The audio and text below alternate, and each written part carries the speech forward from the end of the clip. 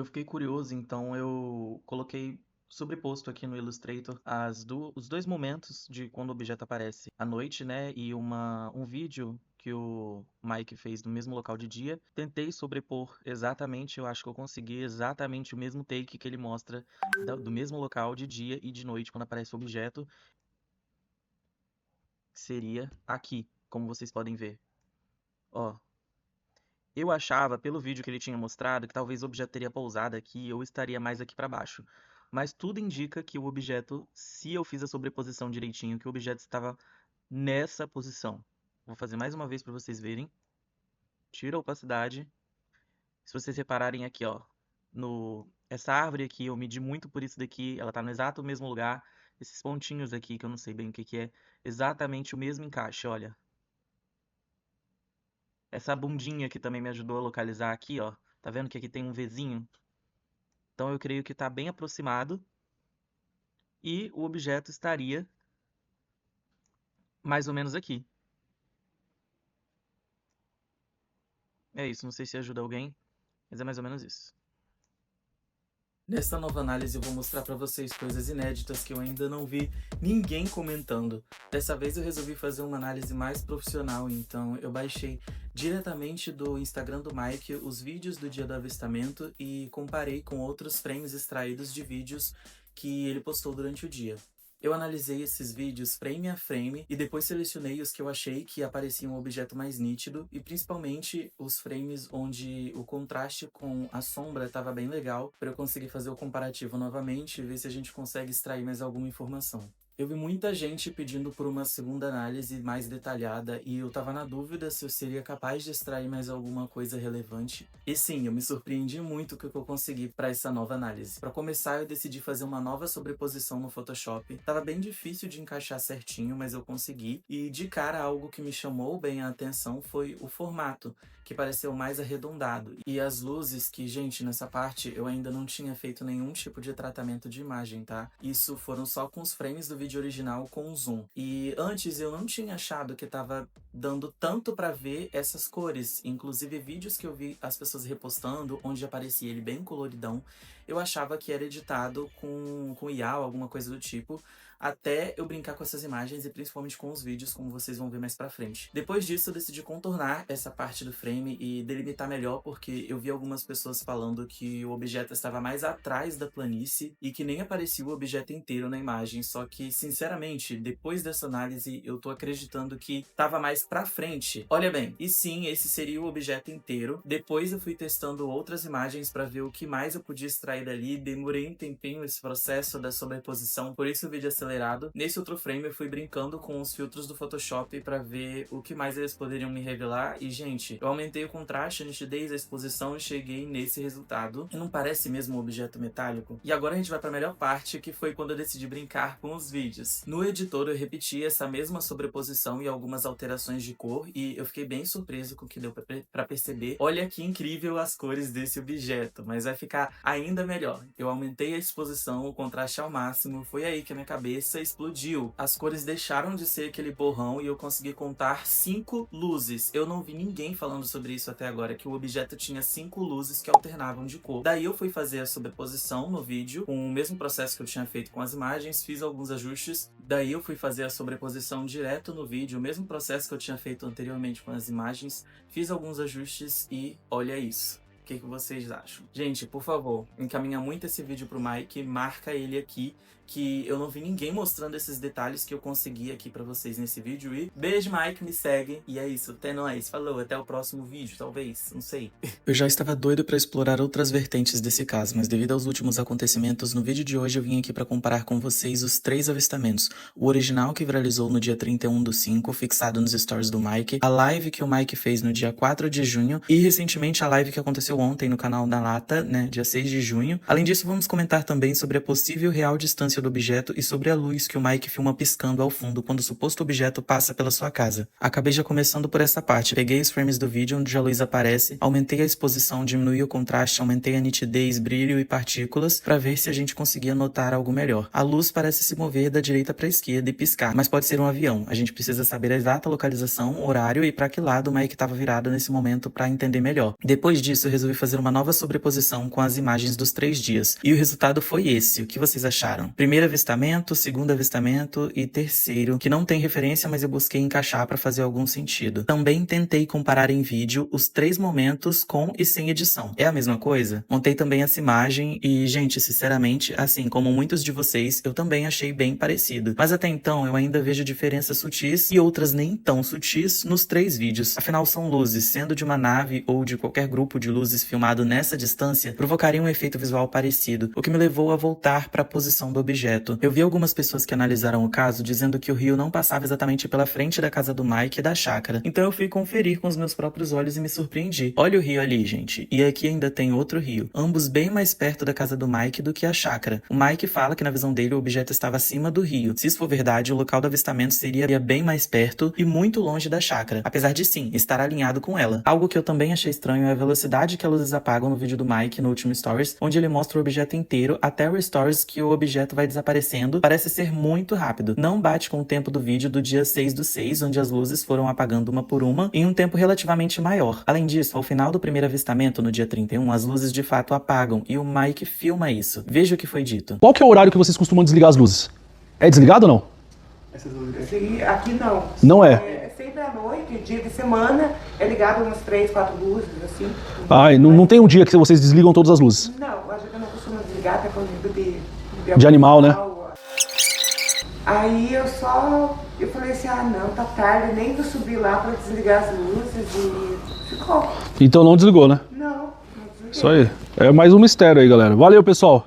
Em casos ufológicos que ganham destaque, é comum passar por um processo de acobertamento, onde todos buscam um sentido para algo ainda desconhecido. Não estou dizendo que foi o caso do Mike, mas ao mesmo tempo, se alguém tivesse nessa intenção, seria perfeito usar a chácara como desculpa, visto que ela de fato está na mesma posição, porém bem mais distante do que o suposto avistamento. O que vocês acham? Fim do mistério ou início de mais questionamentos? Cansei de fazer comparativos. Desde o início, eu sempre acreditei pelas minhas análises que o avistamento original do dia 31/5 era autêntico, e que o suposto OVNI estava à frente da montanha, mais perto do rio Açungui, o que bate com o que o Mike sempre falou. Pra mim, ninguém ainda conseguiu fazer uma filmagem comparativa que confirmasse ser a chácara de fato no dia 31/5. Dito isso, essa parte pra mim ainda é um mistério. Mas o que não é só especulação e podemos analisar, segue o gancho da minha última análise. Vocês lembram disso? Apagou, ó. Tem mais nada. Veja o que foi dito. Qual que é o horário que vocês costumam desligar as luzes? É desligado ou não? Aqui não. Não é. Então não desligou, né? Não desliguei. Isso aí. É mais um mistério aí, galera. Valeu, pessoal. Eu fiquei com esse final na cabeça, analisei melhor e, pessoal, aparentemente o que o Mike mostra após vermos uma luz desfocada se apagando não é o local exato onde as luzes deveriam estar. Para isso eu comparei lado a lado as imagens e ficou claro. O Mike deveria ter virado mais para a esquerda. Pensando nisso, eu fui além e verifiquei o próximo Stories e, Gente, apagou mesmo, ó. Não tem mais nada. para minha surpresa, num take rápido, ele filma o local correto e a luz continua ali piscando, diferente do que o Mike diz no vídeo. Ah, e sobre essas luzes aqui, são luzes naturais da casa dele. Isso fica bem claro em outros stories onde também tem essa luz ao fundo e ele nem comenta nada. E sobre a luz piscando que ele mostra após afirmar que o objeto passou por cima da casa dele, quase certo que seria um avião, como bem apontado pelo Jorge. Ele subiu no Instagram às 20h21, na noite de 31 de maio. Aqui vemos a lua e o objeto filmado à direita. Tá indo, ó, estão vendo ali, ó, piscandinho. Então, dessa posição, se a lua estava a leste, então o objeto teria de estar a sudeste. E nesse horário e direção, o @capivara do X achou o voo Latam 8111 de Montevidéu para Guarulhos, indo embora como aparece no vídeo.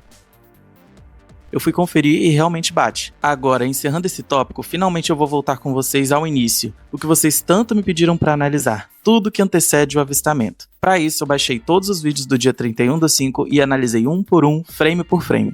E isso aqui é um pássaro, tá? Primeiro ele fala da agitação dos animais. Eu queria entender que agitação. Gente, tem alguma coisa acontecendo lá fora, ó.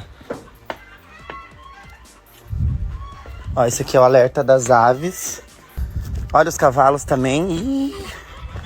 Ai, gente, será que é a onça? Ó, gente, tem algo lá embaixo. Ó, os cavalos estão olhando os dois. Sinceramente, eu não vi nada extraordinário. Os cavalos parecem relativamente calmos, os sons registrados podem ser explicados por comportamentos normais, Aqui, primeiro ele fala que os cavalos estão olhando pra frente. Logo, um deles vira e daí ele fala que eles estão olhando pra esquerda. E parece estar decidindo enquanto grava ou se embananou olhando pro celular e pro lugar ao mesmo tempo. Mas não vemos nada além dos cavalos, que estão aparentemente calmos, apesar de que no vídeo eles dizem que eles estão nervosos. Tem também esse objeto aqui, e gente, pra mim isso claramente é um pássaro. Dá pra ver meio que o bater das asas por outros frames. Tem esse outro vídeo aqui, que é de 2023, que a galera tava me marcando, e pra mim são vários insetos, mas tem esse frame que eu demorei pra achar, e que eu não sei o que é isso aqui. De fato, esse é um objeto muito estranho, passa muito rápido. Seria mais um pássaro? Voltando pro vídeo, ele fala do Hades nervoso, e o Hades tá super calmo. Depois ele menciona um cara numa moto, e de fato tem esse cara de moto passando ali, a gente consegue ouvir e ver ele rapidamente saindo. Sobre os riscos no céu, sim, isso é normal pra região. Campo Largo fica relativamente próximo de Curitiba e do aeroporto Afonso Pena, uma área com tráfego aéreo frequente. Por si só, esses rastros não representam uma evidência extraordinária. Nessa parte aqui, me falaram que dá pra ver como se tivesse algum ser camuflado aqui na planta. Eu tava curioso pra investigar essa parte com vocês, eu perdi bastante tempo fazendo o possível e o impossível pra tentar extrair algo dali, e sim, tem uns frames bem estranhos, que lembra sim algo camuflado, mas tá totalmente imóvel. Provavelmente é só pareidolia, gente. É o cérebro querendo reconhecer padrões funcionando. E finalmente vamos pra parte do som. Primeiro tem esse barulho aqui.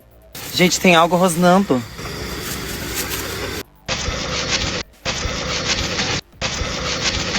E logo depois o Mike imita o som, que lembra muito o som do filme Dia D, mas não é esse som que a gente escuta primeiro, parecia mais um rugido, bem estranho. Era tipo... sabe, tipo a pessoa engasgada? Depois a gente escuta esse daqui, aí sim, esse é bizarro.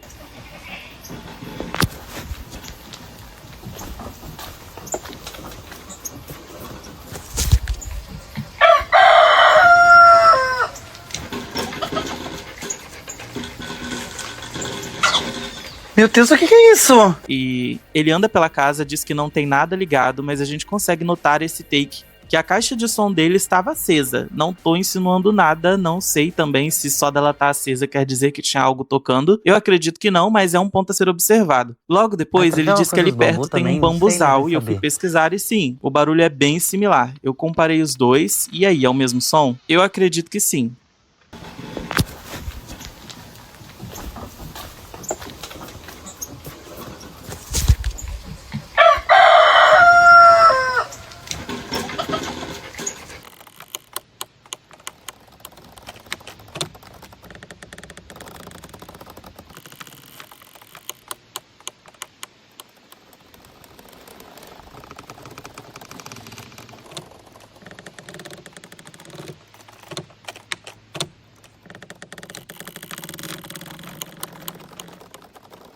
Tentei trabalhar em cima desse áudio, mas não consegui extrair nenhuma novidade. Os próximos takes são do avistamento em si, que é o que a gente já cansou de analisar por aqui. Se algo do dia 31/5 é real ou não, acredito que nunca teremos 100% de certeza. Mas diante de tantas pontas soltas, após todas as minhas análises, é de que provavelmente o Mike mentiu ou se enganou. Sim, provavelmente. Algo do que aconteceu com ele pode ter sido real? Pode, mas muita coisa não bate. O próprio Mike teve muitas falas contraditórias e ações que prejudicam validar suas próprias experiências. É isso, eu sei que muitos de vocês não vão gostar desse vídeo. A maioria de vocês chegou até aqui por causa do caso do Mike, e eu quero deixar uma coisa bem clara. Meu maior compromisso é com aquilo que eu acredito ser verdade, com base nas evidências que eu analiso. Dito isso, eu sou muito grato ao Mike pela visibilidade que ele me proporcionou. Meu primeiro vídeo viralizou no antigo Twitter, né, o X, mas eu sei muito bem que sem o compartilhamento dele eu não teria alcançado tantas pessoas. Eu não tenho como agradar todo mundo, mas se existe uma coisa da qual vocês podem ter certeza, é que eu nunca vou faltar com respeito e nem incentivar ataques ou discurso de ódio a ninguém. Meu objetivo aqui sempre foi analisar os fatos e compartilhar as minhas conclusões de forma honesta. Aos que ficarem, muito obrigado, as análises vão continuar. Meu nome é Vini França, eu sou publicitária e agora oficialmente analista de casos ufológicos e mistérios. E eu vejo vocês no meu próximo vídeo.